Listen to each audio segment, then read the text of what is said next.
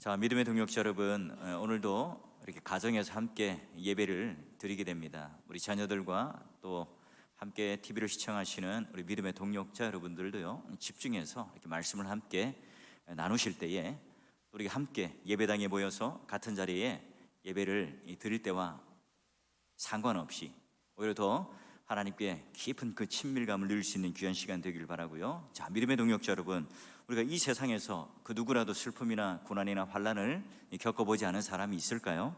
삶의 중압감 또는 내적 긴장, 여러 가지 근심과 염려가 이 세상에 공중 가득히 차 있는 그런 삶을 우리는 살아갈 때 쉽지가 않습니다. 누구나 다 잘 아는 사실이지만 내가 생각하고 기대하고 계획했던 이 내용들과 닥치는 현실이 반드시 일치하지는 않아요. 어떤 어려운 문제를 내가 만나면 그럭저럭 지나가겠지, 이런 문제는 언젠가는 술술 풀리게 될 거야.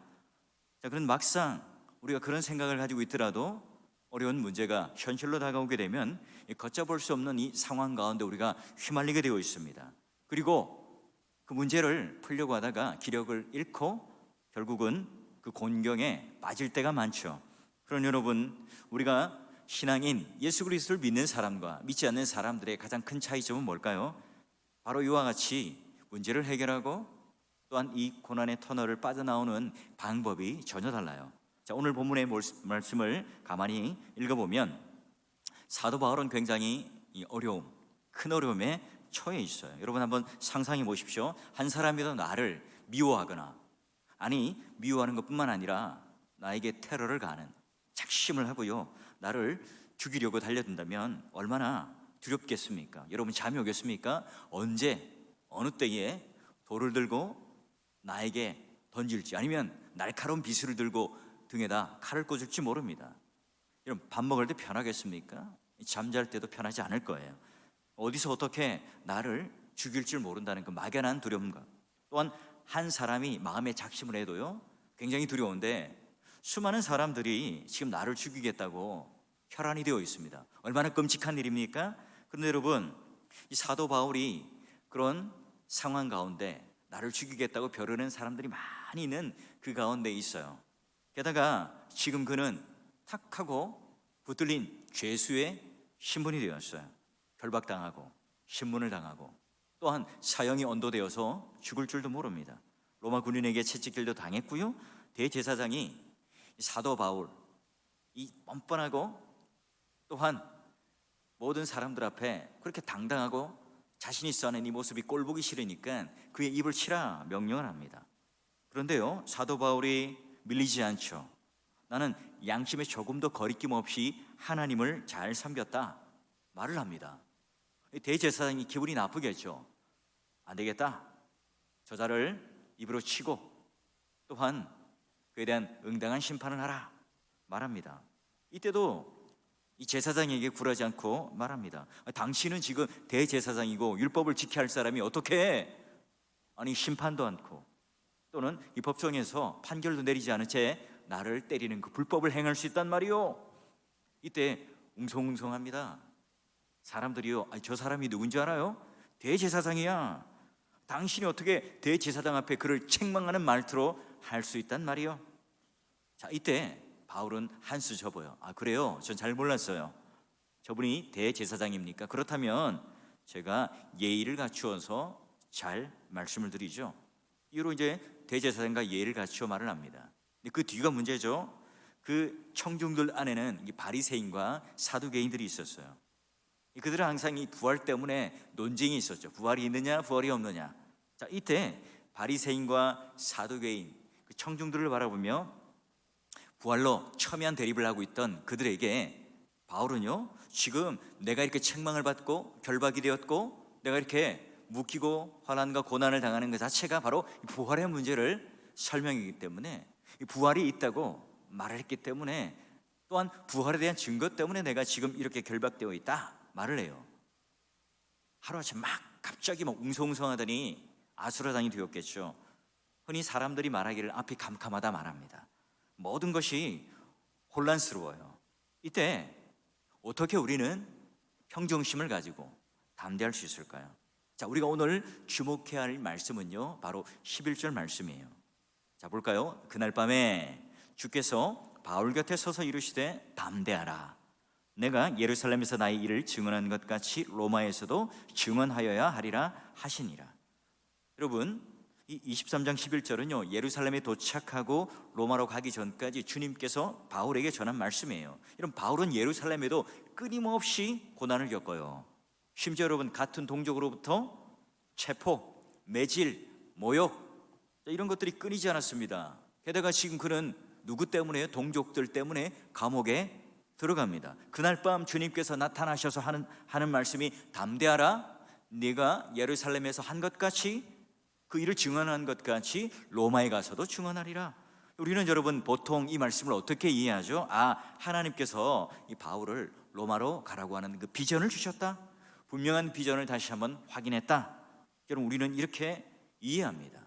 근데 그 이전에 있었던 바울이 겪었던 고초, 예루살렘에 있었던 바울의 환난, 여러분 이건 우리가 잊어먹은 채 그냥 우리가 목표를 삼는 로마로 가는 바울의 어떤 비전, 원대한 꿈, 여기에 우리가 초점을 맞출 수 있습니다. 그런데 여러분, 큰 환난의 길을 걷고 바울에게요, 이쯤 되면 하나님께서 이런 위로를 할 수 있잖아요. 바울아, 그간 고생이 많았다. 앞으로 이 로마에 갈 때는 좀 편히 갈 수 있도록 내가 편의를 제공해 줄게. 비행기를 타고 가든지 KTX를 타고 가든지 아니면 좀 유람선을 타고 가든지 그 1등석을 내가 준비해 놨으니 걱정하지 마라. 여러분, 이런 말 한마디만 해준다면 바울 정도의 신앙, 바울 정도의 그런 헌신을 가지고 있는 신앙인이라고 하면 여러분 교만할까요? 더욱 용기를 내어서 그런 힘든 시간을 견뎌내지 않았을까요? 그러나 본문은 그런 메시지가 아니에요. 환난, 기근, 핍박, 매질, 모욕, 이런 게 네가 지금 예루살렘에서 복음을 증거하면서 나타났던 그런 반응이었잖아. 그런데 똑같이 로마에 가서도 증거할 때에 그런 일이 일어나게 될 것이다, 그런 뜻이에요. 여러분, 이 속뜻을 안다면 우리 마음이 갑갑해지죠. 그는 선교사였습니다. 복음을 전하는 목사님이었고 또한 능력 있게 말씀을 증거하는 전도자였습니다. 환란의 끝은 과연 어디인가 하는 의문이 들잖아요. 그가 지금 예수 그리스도를 만났고 지금 그가 증거했던 이 복음의 결과들이 뭔가 꽃을 피우고 환영을 받고 사람들로부터 인정을 받는 그런 일들이 우리에게는 기대가 되지 않을까요? 내가 열심히 말씀을 준비합니다. 내가 열심히 선교를 했고 내가 열심히 복음을 증거하는 그 사역을 했어요. 그런데 돌아오는 일이라고는 핍박과 매질과 모욕입니다. 여러분, 이 바울이 겪었던 그 환난, 지금 내가 축약해서 말하지만 우리가 상상할 수 없는 것에 어마어마한 것이었죠. 그렇기에 우리는 이제 더 이상 바울과 같이 이제 험난한 길을 가지 않는, 환난은 당하지 않는 그 길을 걸어가기를 은연중에 우리가 바래요. 그래야만 우리도 바울이 걸어간 길을 좀 담대하게, 용기 있게, 자신 있게 우리도 좀 그런 결과, 그런 열매들을 바라보며 걸어갈 수가 있겠죠. 옥에 갇힌 바울의 모습, 우리가 기대하고 상상하고 또 우리가 원하는 모습이 맞습니까? 아니잖아요. 이미 그는 낙심해 있어요. 의기소침해 있을 수 있습니다. 과연 지금 이 상황에서 하나님께서 너 이제 로마로 갈 것이야 라고 말을 했지만 깝깝해요. 어떻게 갈 수 있냐 말이죠. 막막함을 느끼게 됩니다. 근데 바울이 지금 고난을 겪으면서 증언한 것이 바로 오늘 사람의 관점에서 볼 때는 실패했죠. 감옥에 갇혔고 지금 그는 자유로운 몸이 아닙니다. 그러나 하나님의 관점에서 보면 이게 실패가 아니라 바로 예루살렘에서 증언한 것 같이 로마에 가서도 그 복음이 증언될 것이라 하는 이 말에 기도의 응답이고 또 하나님의 뜻에 대한 성취예요. 여러분, 예루살렘에 거듭된 환난을 겪으면서 복음을 증거했던 이 일이 지금 당장 눈에 나타나는 결과물, 마치 활짝 핀 꽃처럼 보이진 않지만 하나님께서 그것을 인정했죠. 그 사역을 지금 인정하시고 받아주셨어요. 그러니 너희가 예루살렘에서 증언한 것 똑같은 이런 사역들이 로마에게 가서도 그 사역이 이루어질 거야 말씀하시는 거죠. 하나님께서는 지금 바울이 기도했던 대로, 바울이 꿈꿨던 대로, 바울이 지금 하나님 명령과 하나님 말씀을 따라 가고자 했던 이 로마로 가는 이 모든 기도의 응답을 지금 받습니다. 물론 바울이 기대했던, 바울이 상상했던, 바울이 예상했던 방법과는 전혀 다르게 로마로 갈 뿐이죠. 하나님께서는 그렇다면 왜 자유로운 몸으로 좀 순풍에 돛단 듯이, 또 유람을 하듯이, 좀 휴가도 즐기듯이 로마로 가게끔 하지 않고 왜 굳이 죄수의 몸으로 꽁꽁 몸을 묶어서 그를 데려가게 했을까요? 여러분, 몇 가지 유추할 수 있죠. 첫째, 그는 죄수였기 때문에 오히려 그 높은 사람들을 만날 수 있는 기회가 생겼어요. 만약 여러분 평범한 전도자였다면 그는 그냥 일반 사람들만 만났겠죠.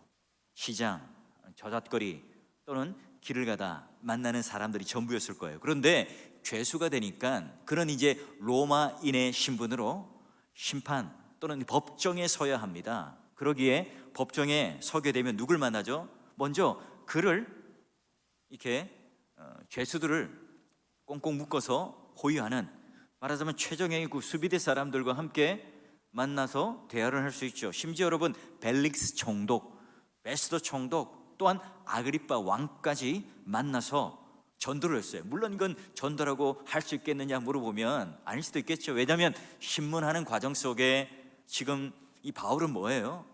자기를 변호하는 것이 아니라 내가 왜 예수를 믿게 되었고 내가 믿은 그 예수가 누구인지를 증거해요.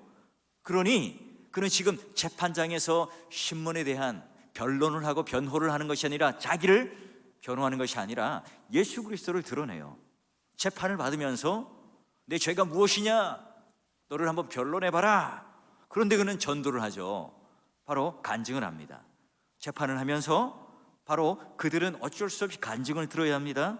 물론 하나님께서 그들을 믿게 하느냐 믿게 하지 않느냐는 하나님 손에 달린 일이겠지만 오늘 바울이 했던 그 감옥에 갇혀서 죄인이 되어서 법정에서 심판을 받으면서 했던 그 모든 얘기가 오히려 간증이 되고요.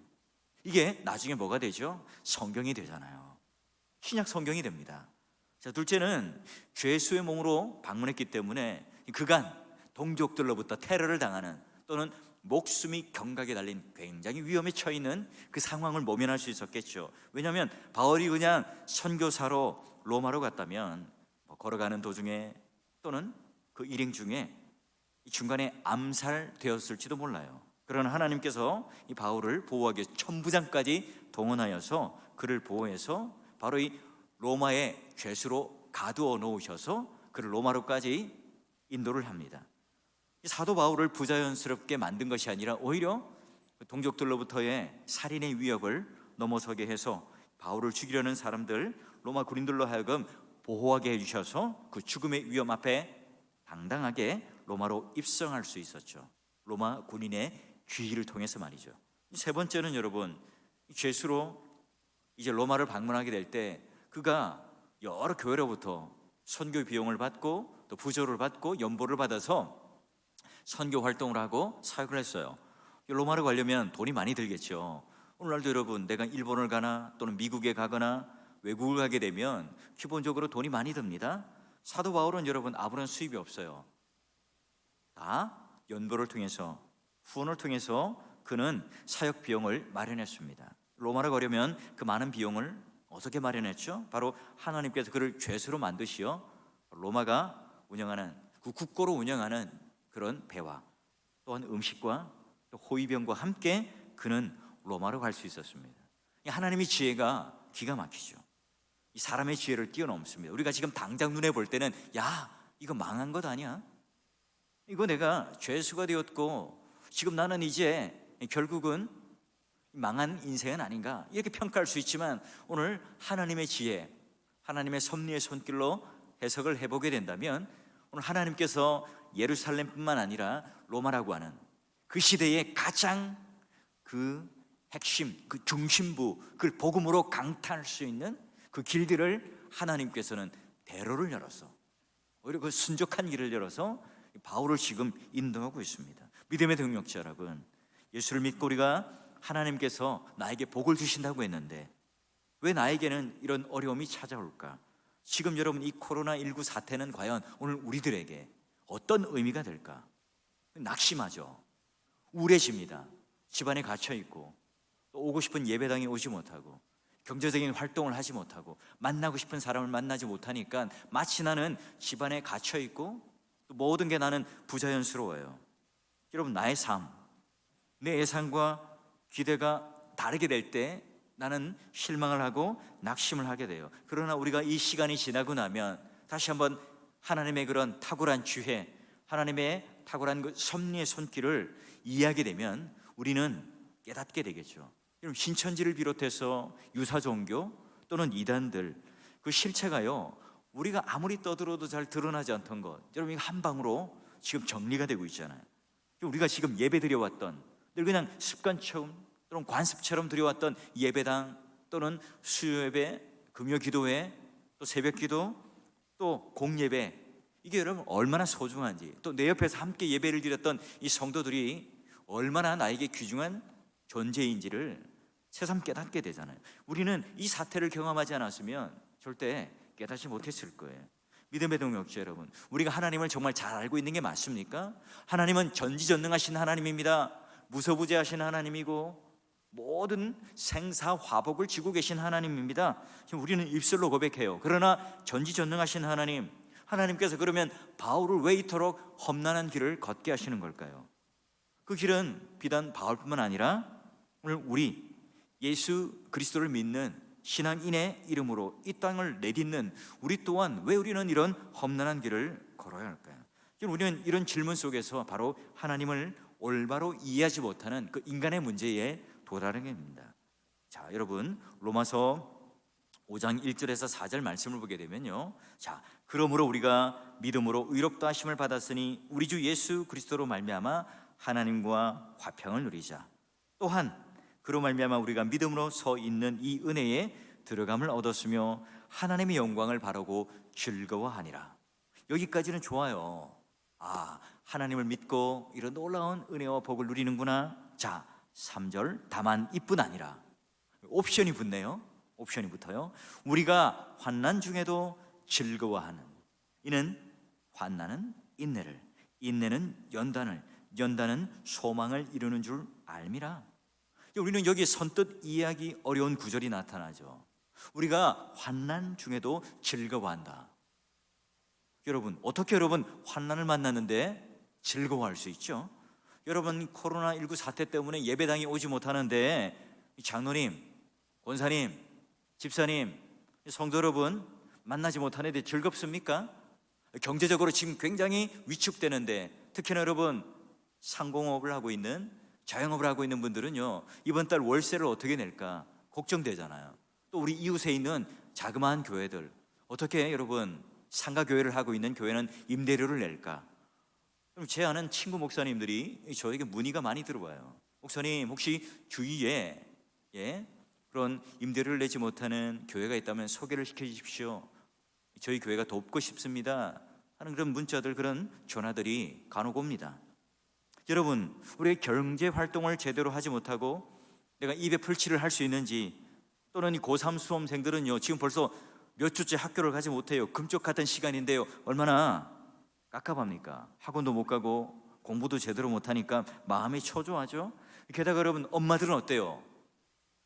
쌓여만 가는 아이들이 하루 종일 집에 있으니까요, 돌아서면 밥하고 또 돌아서면 밥하고, 또 설거지는요 산더미 같이 쌓이니까 스트레스는 그만큼 쌓이게 됩니다. 빨리 이 사태가 진정되고 학교로 좀 가고 남편은 출근도 좀 하고, 좀 나는 이런 환경에서 벗어나고 싶어요. 여러분은 환난이 즐겁습니까? 설거지하면서 아 즐거워라, 요리하면서 아 즐거워라 합니까? 자, 여러분, 베드로전서 4장 13절 볼까요? 또 이런 말을 합니다. 베드로 사도도요, 오히려 너희가 그리스도의 고난에 참여하는 것으로 즐거워하라. 이는 그의 영광을 나타나실 때에 너희로 즐거워하고 기뻐하게 하려 함이니라. 이 사도 바울과 비슷하게 베드로 사도도요, 이런 말을 합니다. 이런 말입니까? 야, 이 환난만 지나면 저 너머에 마치 어두운 새벽이 여명을 밝히고 해가 막 솟듯이 하나님께서 우리에게 예비하신 복을 주실 거야. 기다리고 있어. 물론 여러분, 환난은 그런 몫이 있어요. 그런 결과들이 있죠. 그럼 여러분, 이것만을 우리가 기대한다면 하나님께서 우리에게 이런 고난과 환난을 주는 것에 대하여 반쪽만 아는 거예요. 자, 여러분, 공부를 잘하면 훌륭한 사람이 된다, 이 말로 한번 예를 들어볼까요? 여러분, 공부가 즐겁다, 쉽다고 생각하는 사람이 있을까요? 물론 뭐 아주 그 일부는 있겠죠. 없어요, 여러분. 다만 공부하는 이 과정이 나의 인격 또는 나의 성품, 내가 나를 성장시키는 이 궁극적인 가치를 깨달을 때에 공부에 대한 동기부여가 생기죠. 공부하는 즐거움이 생길 수 있습니다. 이 공부를 하고 있는 내가 이게 고난이 아니라 이걸 내가 열심히 잘 훈련을 통과하면 내가 그런 그만큼의 자람과 성장이 있을 거야 라고 생각하는 사람에게는요, 바로 이게 그 순간이 고난이나 고문이 아니라 즐거움이 될 거예요. 그러나 여러분, 자격증을 따고 취업을 하는 그것만이 오늘 내가 목적이 된다면 이 공부의 가치를 모르고 한치 앞에 있는, 눈앞에 있는 이익만 붙들고 사는 사람이겠죠. 그렇다면 여러분, 공부하는 게 그저 고문이 될 뿐이에요. 왜냐하면 당락, 떨어지느냐 붙느냐 여기에만 내가 가슴 졸이고 살아야 되기 때문에 그렇죠. 자, 그러면 우리가 이런 환난을 만날 때 즐거워할 수 있는 이유가 뭘까?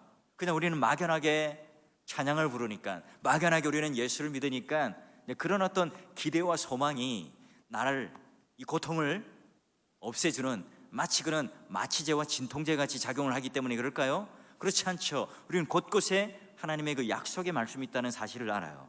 자, 요한복음 14장 26절을 볼까요?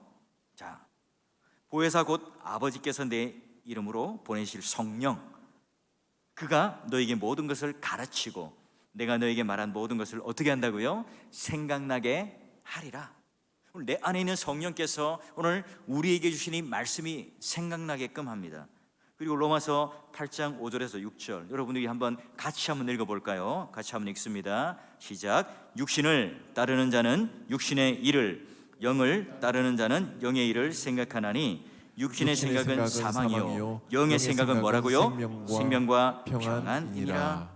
이게 우리가 환난 중에도 즐거워하는 이유가 뭐냐? 바로 성령 하나님께서 오늘 내 안에 내주하셔서 오늘 그 환난을 이겨내고 또한 우리의 궁극적인 나를 키워내는 오늘 말씀을 기억나게 하고 생각나게 하실 뿐만 아니라, 그로 인해서 내가 그 영의 생각을 함으로 말미암아 내 마음 안에 생명과 평안을 가지게끔 하기 때문에 가능해요. 우리 환난 그 자체가 즐겁기 때문이 아니죠. 내가 극기를 함으로, 내가 고난을 이겨낼 때 뭔가 쾌감이 있기 때문에 우리는 평안한 것이 아니에요. 환난 중에 즐거워하는 게 아닙니다. 여러분, 우리가 공부하는 것처럼 환난의 이 자체가 우리에게 즐거움은 아니지만 그 인내를 통해서 소망에 이르기까지 해주기 때문에 그래요. 그래요, 여러분, 오늘 하나님께서 우리에게 주시는 이런 환난이라고 하는 것, 이게 오늘 우리에게 왜 필요한가? 몇 가지 우리가 우리의 삶의 경험을 통해서 알 수가 있죠. 자, 첫 번째, 환난은요, 인간의 그 신앙의 필요성을 절실하게 깨닫게 해줍니다. 우리 여러분, 신앙을 한번 보세요. 내가 편하고 또 어려움이 없을 때, 문제가 별로 없을 때, 시험이 없을 때 신앙에 대한 깊은 맛을 잘 누리지 못해요. 여러분, 지난 세월을 한번 짚어볼까요? 우리가 안일한 세월을 살 때에 내가 절실하게 하나님을 찾았던 기억이 있습니까? 어린 아이가 힘들고 어려울 때 부모님을 찾는 것처럼 우리 또한 환난 가운데, 어려움 가운데 내가 이제 지푸라기라도 하나 잡을 수 없는 그 모든 절망의 끝에 결국 하나님을 붙잡는 게 우리라는 존재 아닙니까? 여러분, 군대 가면 제일 힘든 때가 언제일까요? 훈련소에 입소하면 짝대기 하나 다는, 이등병 달기 전까지 신병 훈련 받을 때가 힘들죠. 모든 게 낯설고 군인으로서의 모든 그런 내 몸이 익숙하지 못하기 때문에 너무나 힘듭니다. 훈련하는 것 자체, 유격 훈련, 또 결제된 생활, 규칙적인 생활들, 이게 너무나 힘들죠. 그러다가 여러분, 훈련 받다가 부르는 찬송 한 소절, 그때 드렸던 그 예배, 그 노래, 찬양, 이 말씀이 얼마나 단지 몰라요. 둘째는요, 환난을 통해서 내가 누군지를 알아요. 내 실체를 발견합니다. 고통 속에 들어가야 내 신앙이 몇 점짜리인지를 알아요. 우리는 신앙생활을 그저 관념적으로 할 때가 많아요. 머릿속에 있는 말씀, 또는 내가 듣는 설교, 다른 사람들의 간증, 또는 많은 사람들이 운집해 있는 교회에 와서 예배를 드리고 있다면 그게 곧 나의 신앙인 것처럼, 나의 신앙의 실력인 것처럼 우리는 착각을 해요. 내가 프리미어리그를 좋아해서 축구를 관전할 수 있죠. 그냥 메이저리그를 좋아해서 야구를 열심히 볼 수 있습니다. 물론 내가 해설을 할 수 있는 경지에까지 올랐어요. 누구 못지않게 평가를 잘 합니다. 그러나 나는 한 번도 선수가 되어서 필드에 뛰어본 적이 없어요. 그렇다면 여러분, 내가 실제로 땀을 흘리고 훈련을 하고 필드에 나가서 게임을 해본 적이 없다면 그는 실제로 야구나 축구를 하는 선수가 아니죠. 실력 있는 사람이 아닙니다. 우리는 여러분, 현실, 그 필드, 그 운동장에서 직접 내가 부딪히고 또한 비로소 내가 어떤 실력을 가지는지를 검증받게 되어 있어요. 여러분, 나는 아무 문제가 없어서 신앙을 잘 지키고 있다고 생각하지만 막상 여러분, 환란이 나에게 닥쳐면 에라 모르겠다, 어떻게 할지 모르겠다, 여러분 애타게 고백을 하게 된다면 그게 바로 지금 나의 실력이라는 겁니다. 여러분, 이런 시기, 코로나19 사태로 인하여 모든 것이 마치 멈추고 또한 사회적 거리두기를 통해서 모든 일상의 생활들이 무너져 있는 이때에, 정지했을 때에 특히나 여러분, 목회자들은 스스로 이 경건을 지키기가 쉽지 않습니다. 해왔던 이 루틴, 규칙적인 생활들이 무너지기 쉽죠. 여러분, 이런 때일수록 똑같은 신앙생활 그 패턴을 이어가고 내가 계속해서 말씀을 듣고 기도하고 영적으로 여러분 내가 그 경건의 말씀의 줄들을 메어 있지 않으면 흔들릴 수밖에 없죠. 허우적거릴 수밖에 없습니다. 아무리 잘 나가는 목회자라고 해도 허둥대요. 뭘 할지 몰라서 헛발질할 수밖에 없어요. 그럼 팀 켈러 목사님의 고통에 답하다라고 하는 책이 있어요. 그 책 안에 루터가 고난에 대한 관점을 잘 설명했는데요, 하나님께서 우리에게 수많은 시련을 주요. 또 우리가 모든 그 수많은 시련을 이겨낼 때 우리 소유와 우리 생명까지 걷어가고 더 이런 때 귀한 것에 매달리지 않으면, 믿음으로 주님과 하나가 되지 못한다면 우리가 그 어려움을 견뎌낼 길이 없다 표현합니다. 그래서 고난은 이중적인 역할을 한대요. 내가 고난에 맞서 이겨낼 때 누군가 나를 도와주고 동행하는, 그걸 통해 기쁨과 사랑을 얻기에 앞서, 그게 한 면이지만 고난은 우리를 비워내는, 내 삶을 다스리고 구원할 고난이 나에게 있다는 이 망상을 몰아내어주고 내가 주인이 되고 내가 왕이 되는 이 모든 것들을 깨는, 이 교만을 깨는, 그래서 텅 빈 상태가 되어서 하나님 은혜를 채울 수 있는 그 여지 여백이 생긴다는 거죠. 여러분, 이 종교적인 핍박이 있었을 때, 무서운 전염병들이 그 중세시대에 암울했던 그 유럽을 휩쓸었을 때 그가 견뎌내야 했던 환난 속에 하는 진실한 삶의 고백 아닐까요? 우리는 이와 같이 환난의 때가 되어야 우리 믿음의 실체를 경험하고 우리 신앙의 실력을 점검할 수가 있죠. 믿음의 동역자 여러분, 이 사태를 통해서 우리 답답함, 우리 갑갑함, 우리 환난 때문에 당하는 오늘 우리가 위축되는 것이 아니라 오히려 오늘 나의 교만을 비워내고 바로 하나님 은혜를 채울 수 있는, 오히려 내가 분주했던 모든 일상의 삶을 좀 딱 정지시켜 놓고 이때에 하나님 말씀을 더 깊이 있게 묵상하고 또 하나님의 그런 뜻들을 헤아릴 수 있는, 그 하나님의 은혜를 채울 수 있는 복된 시간이 될 수 있기를 주의 이름으로 축원합니다. 자, 믿음의 동역자 여러분, 우리는 왜 믿음으로 산다고 말을 할까요? 기도를 잘하니까, 응답을 잘 받고 믿음이 좋다는 이야기를 듣기 위해서인가요? 우리는 너무 잘 알죠. 우리에게는 이 삶을 경영할 수 있는 힘과 능력과 지혜가 없다는 사실을 너무나 잘 압니다. 우리가 가진 것으로는 인생을 올바르게 경영할 수 없다는 사실을 잘 알죠. 아마도 여러분, 코로나19 사태가 수그러들면 또 다른 신종의 바이러스가 올 수도 있어요. 전쟁, 또 다른 환난, 또 다른 파고는 얼마든지 언제든지 우리에게 찾아올 수 있지만 이걸 우리가 통제할 수 있나요? 우리 손으로 경영할 수 없다는 사실을 우리는 압니다.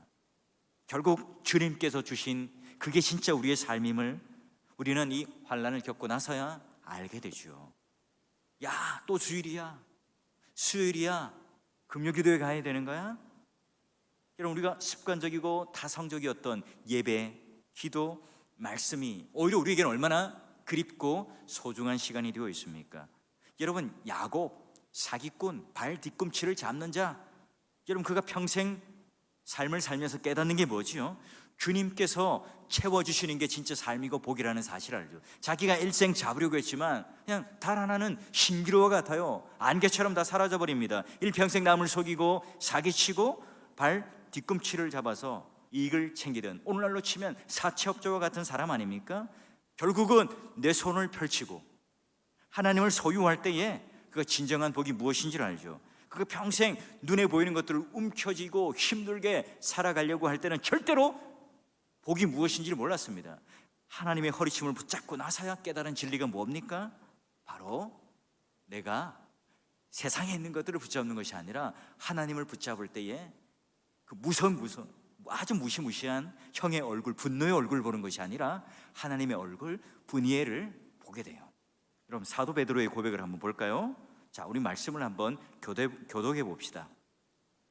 한 절씩 교독해 봅니다. 우리 주 예수 그리스도의 아버지 하나님을 찬송하리로다. 그의 많으신 긍휼대로 예수 그리스도를 죽은 자 가운데서 부활하게 하심으로 말미암아 우리를 거듭나게 하사 산 소망이 있게 하시며 썩지 않고 더럽지 않고 쇠하지 아니하는 유업을 잊게 하시나니 곧 너희를 위하여 하늘에 간직하신 것이라. 너희는 말세에 나타나기로 예비하신 구원을 얻기 위하여 믿음으로 말미암아 하나님의 능력으로 보호하심을 받았느니라. 그러므로 너희가 이제 여러 가지 시험으로 말미암아 잠깐 근심하게 되지 않을 수 없으나 오히려 크게 기뻐하는도다. 함께 읽을까요? 너희 믿음의 확실함은 불로 연단하여도 없어질 금보다 더 귀하여 예수 그리스도께서 나타나실 때에 칭찬과 영광과 존귀를 얻게 할 것이니라. 아멘. 잠깐 근심하나 오히려 우리가 크게 기뻐한다.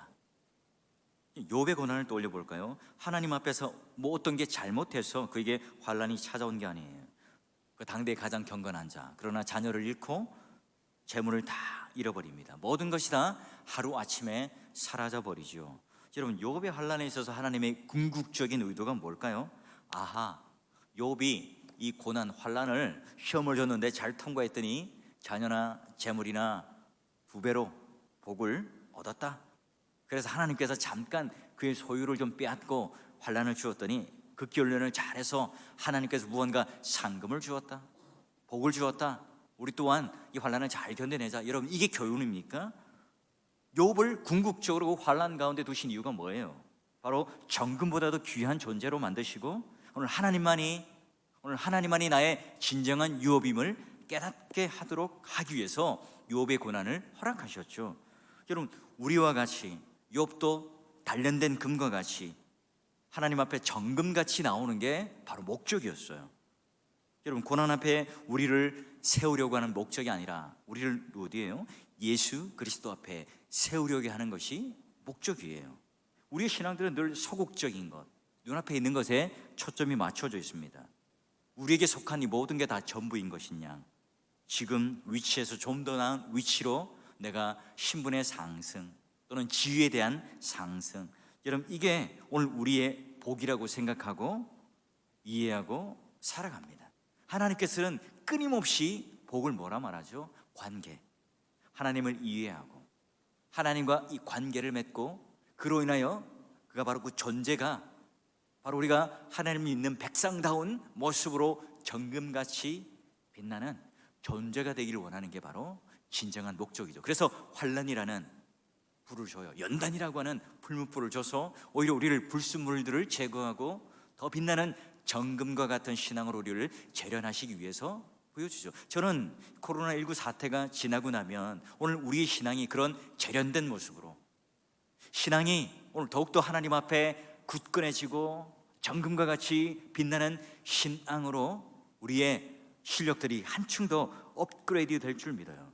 마치 라오디게아 성도들 같이 하루를 살고 그냥 책임감으로만 기도를 하는, 그냥 계산적인 신앙생활 속에 하나님 보시기에 그냥 허울과 죄로 가득 찬 벌거벗은 인간처럼 마치 부자인 듯 하나 세상의 모든 것을 가진 것처럼 떵떵거리며 사는 교만한 인생으로, 실력 있는 사람으로 이 세상의 복은 다 가진 것처럼 보여지지만 실상은 부유한 자가 아니라 가난한 자처럼 우리는 살아가지 않고요. 내가 예전에 모든 교회 안에는 예배들, 훈련들 다 받아서 나는 좋은 신앙인이야, 여러분, 이런 기준 말고요. 우리는 거기서 머물지 않고 주님께서 원하시는 그 존재가 되는 환난을 통해서 바로 이 사도 바울이 예루살렘에만 머물지 않고 로마로 가서 똑같이 예루살렘과 같은 복음을 증거하는 그 존재, 하나님 뜻에 맞는 그 믿음을 가지고 살아가는 존재가 되기를 원하는 것처럼. 왜 우리가 밥을 먹죠? 왜 우리가 비타민을 먹습니까? 살을 찌우고 또한 건강해지는데요, 몸무게만 늘리고. 그런 것만이 목적이라면 여러분, 먹는 것 자체는 오히려 생명을 위협하는 거죠. 우리 영양분을 잘 섭취해서 비만해지는 게 목적이 아닙니다. 정금보다 더 귀한 존재로 하나님의 목적에 맞는 사람으로 세워져 가는 게 목적이죠. 믿음의 동역자 여러분, 예루살렘에서 복음을 증거하며 또한 환난을 겪으며 이 로마에 가서도 똑같은 상황을 네가 경험하게 될 것이다, 이걸 두고 말합니다. 사도 바울은 잘 알죠. 사도행전 14장 22절을 보게 되면 제자들의 마음을 굳게 하여 이 믿음에 머물러 있으라 권하고, 이미 그는 압니다. 옥에 갇히는 일뿐만 아니라 수많은 연단을 겪을 수밖에 없다는 사실을 알죠. 저는요, 오늘 11절 말씀을 읽으면서 이 말씀이 너무나 위로가 됩니다. 그날 밤에 주께서 바울 곁에 서서 이르시되, 사형 선고 같은 위기에 중병이 들었을 때 내 옆에 누가 있으면 참 좋죠. 내가 만약에 확진자가 되었다, 여러분 혼자 이 자가격리할 때 얼마나 힘들까요? 그분들이 내가 이거 뭐 확진자가 되고 또 내가 이거 병마를 이기는데 힘든 게 아니라 혼자 격리되어서 있는다는 게 굉장한 스트레스라고 그래요. 여러분, 내가 약할 때 강한 사람이 나와 함께 있어주면 얼마나 마음이 든든합니까?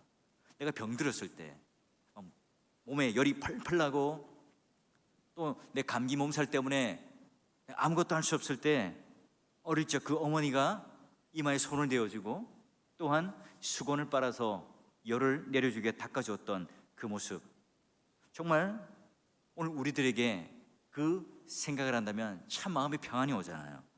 정말 진실한 집사님이 있었어요. 근데 불경기로해서 너무 사업이 힘들어졌습니다. 정말 노력해도 더 이상 희망이 보이질 않았죠. 기진맥진해서 찾아오는 이 남편, 유심히 살펴보다가 잠자리에 들었지만 잠을 이루지 못하는 한숨만 쉬고 있는 그 남편에게 이런 말을 해줬답니다. 여보, 당분간은 고생할 수밖에 없지만 우리에게 건강이 있죠. 당신이나 나나 아이나 건강하잖아요. 그 무엇보다도 우리에게는 주님이 계시잖아요. 캄캄한 밤중에 빛나는 이 별과 같은 부인의 말 한마디에 그 집사님은 어려움을 극복할 수가 있었습니다. 신방을 와서 그 여집사님이 제 손을 붙잡고 엉엉 울면서, 목사님, 우리 남편이요, 지금까지 살면서 우리 집에 월급을 갖다 주지 못하고 또는 돈을 갖다 주지 못해서 마음 졸이며 살았던 적이 한 번도 없는데 너무 책임감이 강한 남편은요, 지금 이 상황을 견딜 수 없어 합니다. 펑펑 울며 제 손을 잡고 기도해달라고 붙잡았던 그 집사님은요, 오히려 남편을 위로하는 자가 되어서 다시 한번 이 사업이 굳건하게 일어나고요, 또한 그대의 믿음이 더욱더 굳건한 가정으로 일어나는 것을 제 눈으로 직접 목격했어요.